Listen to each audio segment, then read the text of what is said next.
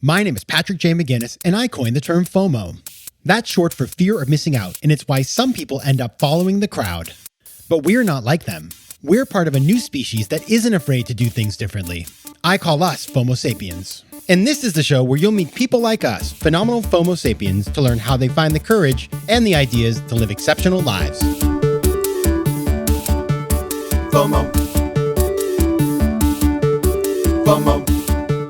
Welcome back to another episode of FOMO Sapiens, the show for people who don't just follow the crowd, but instead take their own path to success in business and in life. I'm your host, Patrick J. McGinnis, venture capitalist by day, author and podcaster by night, and FOMO Sapiens 24/7. And our topic today is a very good one, especially as we come to the end of another year. How to never give in to regret. Because I think it's very typical. The fall, I don't know what it is about the falling leaves. You start to think like, what didn't I do this year that I should have done? But regret, I don't know. I've always believed regret is a useless emotion unless it keeps you from doing something really, really bad to somebody else or committing a crime or something or whatever. But otherwise, regret is kind of not a very productive emotion. And my guest today agrees with me happily. His name is Marshall Goldsmith. Now, Marshall has been recognized for years as the world's leading executive coach. And he is the New York Times bestselling author of many books, including What Got You Here Won't Get You There, Mojo, and Triggers. He received his PhD from the UCLA Anderson School of Management. And in his coaching practice, he has advised more than 200 major CEOs and their management teams. He and his wife live in Nashville, Tennessee. Now, we're going to be talking about Marshall's brand new book. And that book is called The Earned Life. And we'll explain what that means exactly because it's not particularly clear. We're going to talk about what he has learned as a top coach. What are the things he's learned from himself and from the people he coaches? And, it's really interesting because he does coach all these really high level people. And so, everybody from major sports stars to major CEOs. And so we'll get into some of that. We're going to talk about the addiction to achievement that so many of us deal with and talk about the damage that it causes. We're going to talk about how to deal with regret and how to live in the now and reset when needed. So it's a very good conversation, a lot of value in today's conversation to take with you into your life. And as you do so, I do have a small ask for you. Subscribe, please. Smash that subscribe button and share this episode with somebody who needs a little coaching. Because I just came out of it when I talked to Marshall. I was like, wow, I think I just learned a bunch of stuff I didn't know before. And I've been thinking about what he talked about and what I read in his book. And it's just value, total value. So share that with somebody. Okay, there we go. That's what I want from you. And let's go on to the interview. So as you know, I like to go deep right away. And so I started this conversation with my favorite question. What's a formative decision you've had to make to get to where you are today? I think I made a decision many years ago to work for a nice man named Dr. Paul Hersey. He let me meet him. I usually worked for him. I followed him around. I served coffee and sat in the back of the room and tried to learn to do what he did. And then one day he got double booked and he said, "Can you do what I do?" I said, "I don't know." He said, "I'll pay $1,000 for a day." I was making $15,000 a year. My entire business experience is pumping gas in Valley Station, Kentucky. I said, "I'll give it a shot." Did a program for the Metropolitan Life Insurance Company, hugely successful. They were angry when I showed up because it wasn't him, but happy when I left because I got ranked first place of all the speakers. They said, "Do you want to do this?" Paul called me, "You want to do it again?" I said, "You're paying me $1,000 a day. I'm making $15,000 a year. Sign me up, coach." That's how I got into leadership development, which led to 360 feedback, which led to coaching, which led to writing, and here I am. That's amazing. And it's funny how the path chose you rather than you choosing the path. Yeah, and I've been very blessed. I've had the privilege of, working with Peter Drucker, Paul Hersey, Ken Blanchard, Francis Hesselbein, just wonderful, wonderful people. So, Paul Hersey had a saying, "It's easy to look tall if you stand on the shoulders of a giant." So I definitely think that characteristic is true for me. Now, one of the things that I really was excited to talk to you about today is, I've heard your name and you are often referred to as the world's top coach, and you've worked with over 200 CEOs of major companies, as well as their teams. You've worked with some famous athletes like Pau Gasol. You've worked with the president of the World Bank. And so as you've worked with all these people who are all really different and come from all over the world, the question that I really want to know is, What is the biggest thing that you've learned from all these high impact people? We're all human beings. And really, although the people are very high impact people, what I do is very agnostic to rank, status, all that stuff. We're all human beings. My book, The Earned Life, was inspired over COVID, where my friend Mark Thompson and I spent 600 hours with 50, 60 of these great people you mentioned, right? And every week they would talk about, here's what's going well in my life, here's what's I need to do better, please help me, and get help from each other. And they just loved it. And what you quickly learn is it doesn't matter what your status is or all those stuff. At the end of the day, you still got kids with drug problems and parents with Alzheimer's and divorces, and you're still human. And nobody gets a pass in life. Nobody gets a pass. And the other thing I've learned is every day we start over.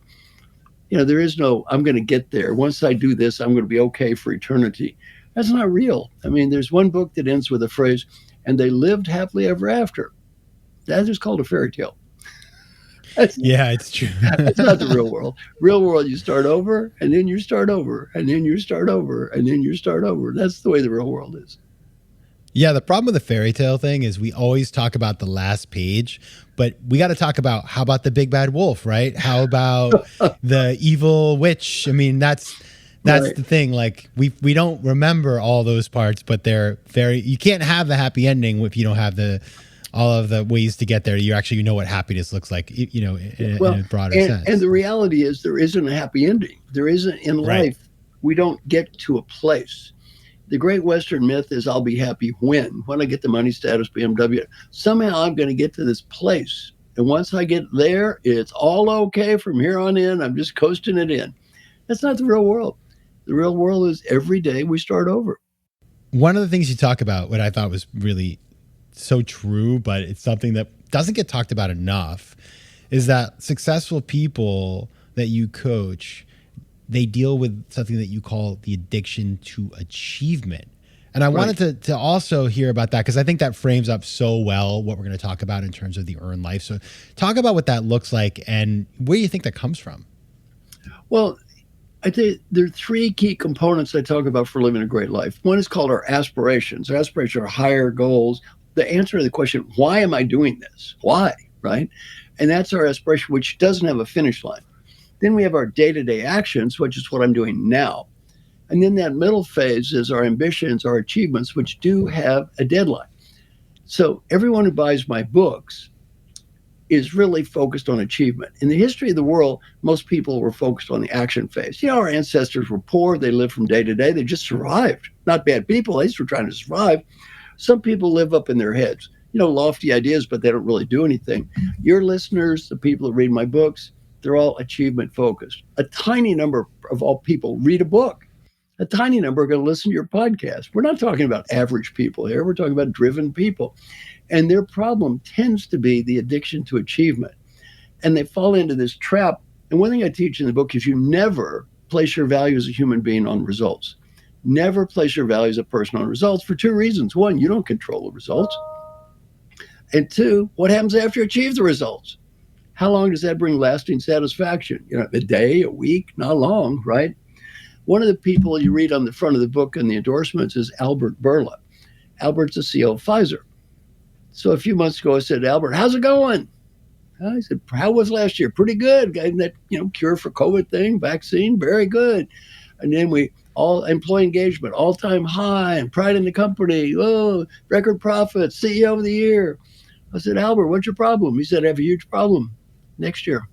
If Albert's value as a human is he has to do better than last year, cash it in. It's not going to happen. Michael Phelps won 25 gold medals. What do you think of doing after winning his 25th gold medal? Killing himself. Yeah. Killing himself. Well, that's if your soul is tied up into I have to beat last year, you're playing a fool's game. One of the great people in our sessions is Safi Bahcall. I don't know if you ever met Safi, but he's a great guy. He wrote a book called Loon Shots. He started 4 companies, made tens of millions of dollars, consulted to presidents, yada, yada, yada. So Safi said, what I learned in all these meetings with people was from Curtis Martin. Curtis is a great football player, National Football League number 5 rusher, and just a good guy and very happy guy. And what Safi learned is he said, and he talks like a scientist, I used to think that happiness was a dependent variable based upon achievement. And if I achieved more, I would be happy. And he said, I finally realized that happiness and achievement are independent variables. You can achieve a lot and be happy. You can achieve nothing and be happy. You can achieve a lot and be miserable, and you can achieve nothing and be miserable. They're just independent variable. Achieve to achieve, be happy to be happy, but never believe getting some result is going to make you happy. It won't. Now, why do we believe this? This message has been hammered into our brain millions of times. The Great Western Art Form sounds like this. There is a person. The person is sad. Ooh, they spend money, they buy a product, and they become happy. That is called a commercial. Have you ever seen one of these commercials before? FOMO. FOMO. Now, Marshall, The Earned Life is a book about a topic that I think a lot of people might feel uncomfortable talking about because it's about regret. Specifically, how do you move past regret? Since you write that regret is the polar opposite of fulfillment. And I really like that, the polar opposite of fulfillment. Before we get into what's in the book, I just want to start 10,000 feet up. Why this topic? I think COVID really inspired this. And the time I spent with all those people, program after program, and COVID really caused a lot of people to think about life. And why am I doing what am I doing? And what makes me feel fulfilled? And what do I regret doing? There's nothing like thinking about death to make us put life in perspective. And I found that this COVID period really caused people to become much more introspective, much more reflective. And that inspired a lot of the thought behind the book. Now, you talk about, we just before a little earlier, you talked about this notion of I'll be happy when, which is, as you said, a very Western notion. And in the book, you contrast it with an Eastern notion from Buddhism, which is the notion of impermanence. I'd love to just, because that is, I think, really, it's such an important concept that maybe people haven't necessarily spent time with. Talk about that and why one versus the other, what the impact of thinking about impermanence is and what it really is about. Well, a key tenet of Buddhism is impermanence. Somebody asked me, in Buddhism, do people believe in reincarnation? Buddhism is nothing but reincarnation. That's all there is reincarnation. The me that's here at the end of this podcast is going to be the same me that was here at the beginning of it. I'm a different person. You're a different person. We're all changing all the time. So the idea of impermanence is, as we journey through life, good philosophy, every time I take a breath, it's a new me. It's a new me. It's a new me. I'm constantly starting over. And I think that's a great way to look at life. Now, let me give you a couple of examples, because what I'm not doing, I'm not trashing achievement or saying you shouldn't try to win. But what I'm saying is really focus on the process of life. Let me give you two examples. One example is John Wooden, who was a basketball coach at UCLA when I went to school there. He never focused on results or winning. All he ever said was, do your best. Now, he said, if you do your best and win, be proud. Do your best and lose, be proud. Don't do your best and win, nothing to be proud of. All you need to do is focus on the process of life, not the results. Coach K at Duke, same thing. Player hits a shot, jumps up and down. What's he say? Next play. Player misses a shot, sad. What's he say? Next play. Focus on now. Be willing to let go of that positive or negative dwelling in the past. Yeah, it's funny. I think about this in terms of FOMO so much because when I was studying up and trying to learn as much as I could about the psychology of FOMO, I also talked to a Buddhist meditation teacher who was a neurobiologist. And so he had looked at the human condition from the scientific world, the traditional scientific world, and from the world of Buddhism. And what he told me was, Patrick, when we feel FOMO, what's happening is we're spending so much time in a narrative that is outside of our control, that is outside of the present. We're living in this imagined world and we're spinning into all these ideas that we're totally disconnected from the moment. And if you just sit down and meditate, that is the opposite of FOMO because you are in the real world. You're grounded into your reality, and therefore you can't focus on all these things that are flying around in the air. So I completely get that. Have you ever thought about that before? I'm curious what you think of my analysis. I like it because what happens is a couple of things. I'm going to kind of ramble around to try to Mm-hmm. answer the question. One thing I talk about is try to avoid vicarious living. Now, vicarious living is living through other people. Not live Mm-hmm. your own life. Don't live your own somebody else's life. People spend billion hours watching the Kardashians. Who cares, right? And I talked to my son about this playing video games. That's not real. My son said, "You think video games are bad? People spend millions of hours watching some other guy play video games. Yeah, of PewDiePie? course. Yeah, hundreds of millions of hours watching him play video games. This is living through another person." Now, when we live in the past, now I'm Mm-hmm. going to your point. In essence, we're living through another person. We're living through that person who's no longer there. See, what you say also explains why the NFL, National Football League players, disasters when they leave. Drug addiction, alcoholism, divorce, bankruptcy. Why? They're living in the past.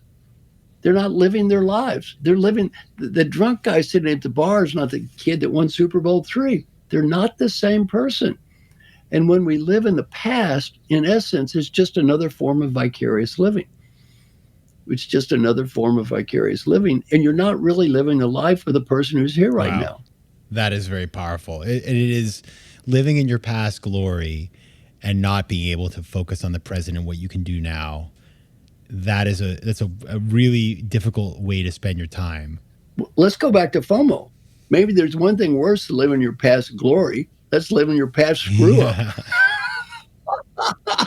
Well, what I say is FOMO is nostalgia for the present. And so you're actually nostalgizing. I don't know if that's a word, but you're really like sort of idealizing the present that you're missing out on.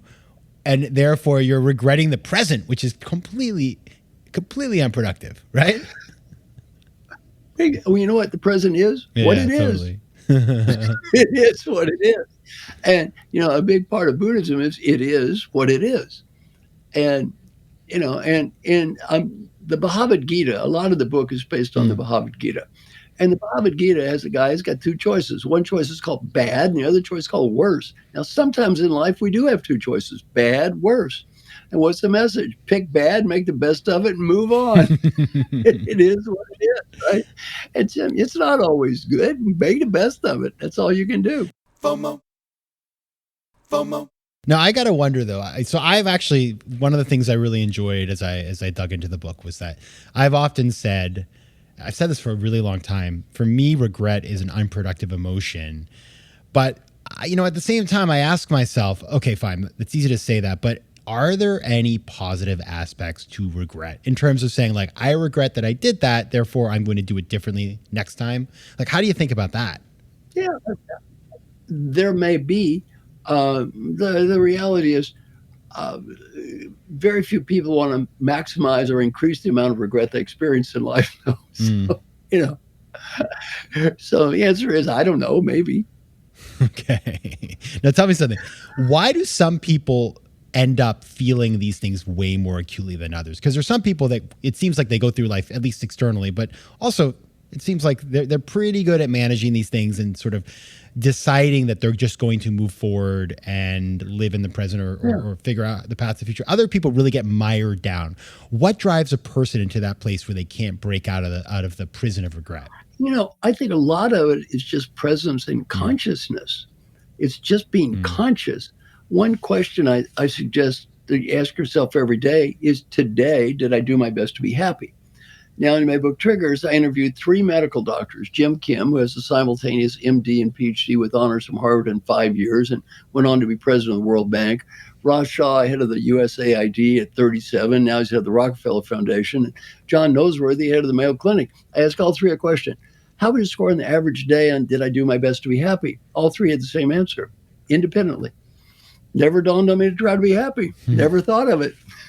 I said, did you think about you're going to die? See, they're all medical doctors. Did they cover death in medical school? Did they bring that topic up? I said, oh, yeah, they cover that death thing. Now I said, do you think this is a silly question? I said, no, it's a great question. Wow. I forgot to ask. I was too busy achieving things. Forgot to be happy. That's amazing.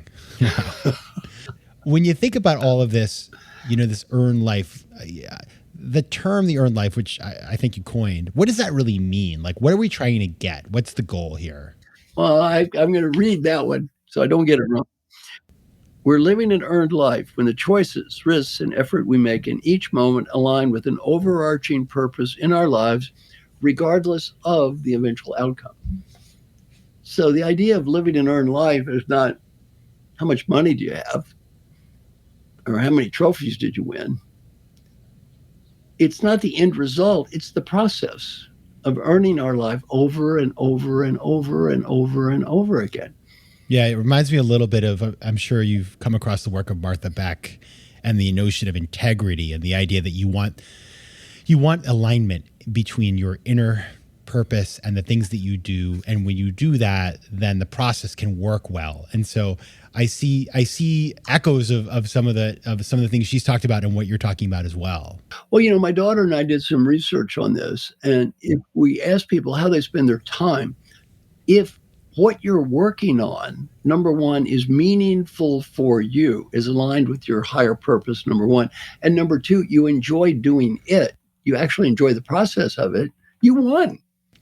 You won the game of life here. See, what I'm doing, all this hard work stuff, number one, I enjoy it. And number two, it's meaningful for me. Now, nobody can define what's meaningful for you but you. On the other hand, to the degree you're doing stuff, say, you know what, that means a lot to me. And number two, I enjoy it. You just won. So when you sit down with a client, you sit down with a CEO or an athlete or somebody else that you work with, and you have these kinds of conversations. How do you move somebody who is not living the earned life into the place where they are? Because, that's the process of the book. But as we think about it at a high level, what are the kinds of activities that a person undertakes to get there? Well, the first thing is, this is all, oddly enough, although I'm 73, reasonably new for me. My whole mission as a coach was pretty much behavioral change. I'm the world's expert at helping people change leadership behavior. And, that whole process, you ask for feedback, you get it, you follow up, you measure. The reality is half the people I coach today are billionaires.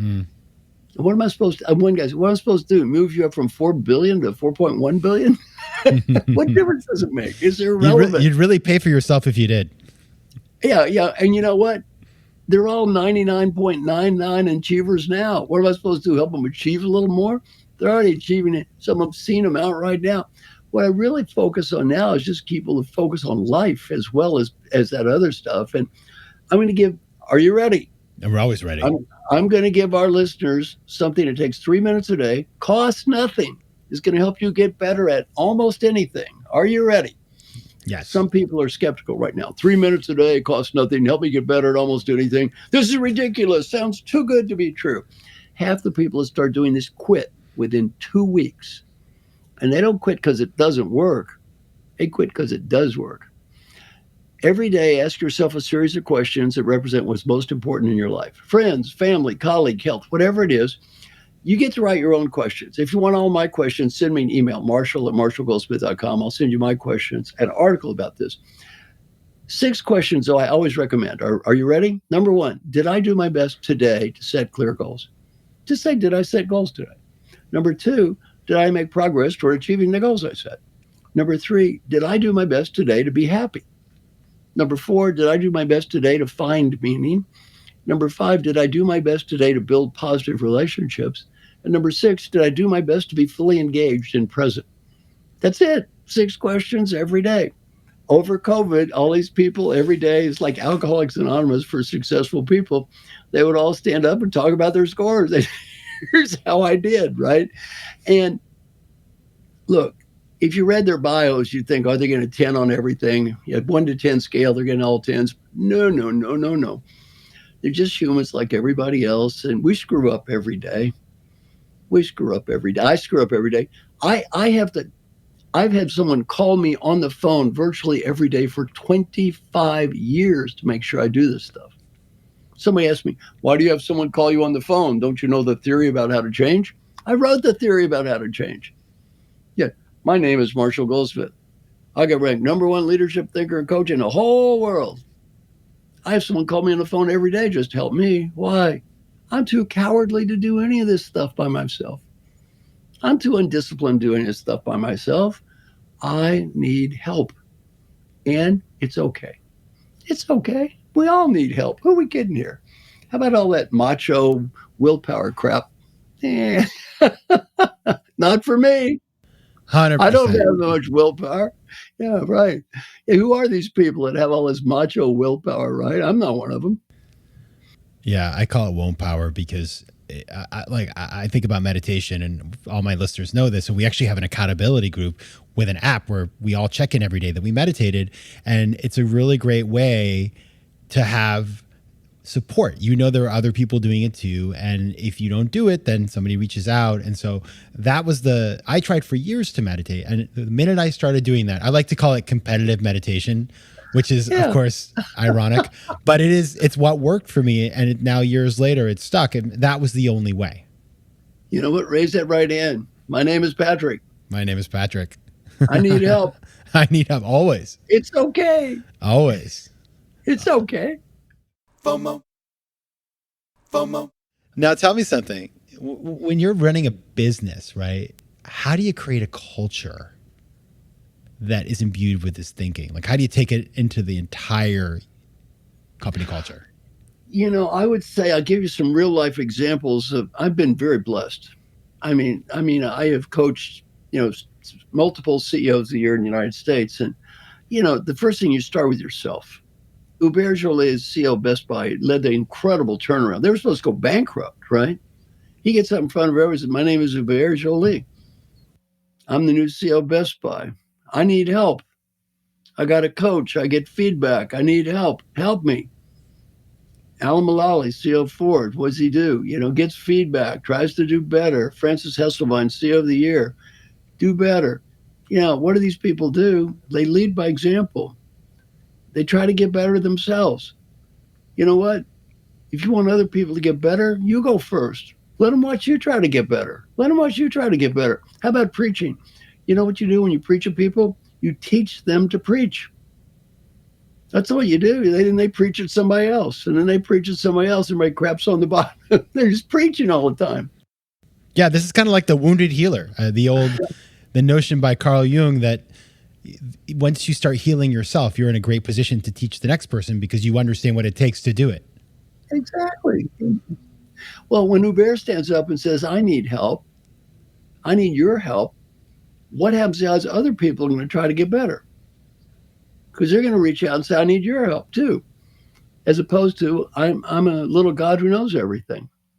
Now tell me one more thing, Marshall, which is that we've been through this period of tremendous change the last couple of years, have really tested our mettle, probably brought out some things in us that are really positive, but also have been really challenging.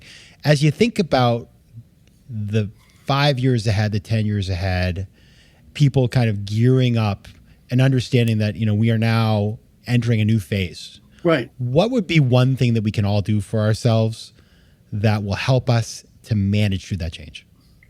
Okay. I'm going to actually say something counterintuitive. Rather than look forward, I'm going to suggest look backward. Mm-hmm. Okay. Good Buddhist philosophy is every time I take breath, it's a new me. So here's my suggestion. Take a deep breath and think new me. Everything that happened before in your life was done by an infinite set of people called previous me's.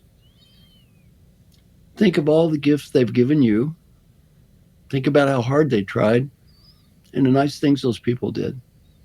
If anybody gave you that many good things, what should you say to those nice people? Thank you. Thank you. Mm-hmm.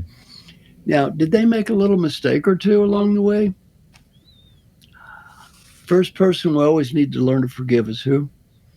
Yourself. I've asked thousands of parents around the world this question. When my child grows up, I want my child to be. What's the number one word from parents, no matter what country I'm in? Happy. You want your kid to be happy? You want your parents to be happy? You want the people who love you to be happy? You go first. You go first. You be happy. All right, everybody. Be present, be grateful. That's my takeaway here. So if you want to learn about Marshall's work, you can find him at marshallgoldsmith.com. You can find him on LinkedIn. And he gave out his email, which is marshall@marshallgoldsmith.com, where he can send you the questions you should ask every day. But of course, you should just go out and buy his book, The Earned Life. I read this one. This is one of these ones that I'm going to probably read a couple of times. Marshall Goldsmith and the Earned Life, thank you so much for being here. Thank you so much for inviting me. It's my pleasure. FOMO. If you like today's show, please be sure to rate it and recommend it to your friends. And as always, you can find me on Instagram at Patrick J. McGinnis, on Twitter at PJ McGinnis, and on the web at FOMOSapiens.com or PatrickMcGinnis.com, where you can get all kinds of free resources to live a more decisive and entrepreneurial life. FOMO Sapiens is recorded in New York City. Theme music is by Mike McGinnis, and editing and post-production is by Josh Elstro.